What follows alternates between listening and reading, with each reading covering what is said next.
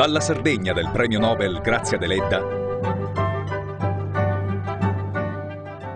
un film di passione, tradimento,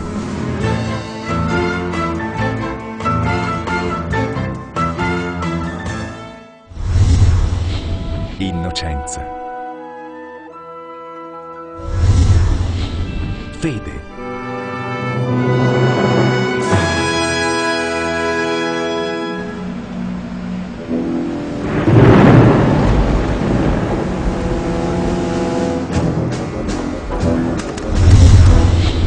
vendetta, perdono.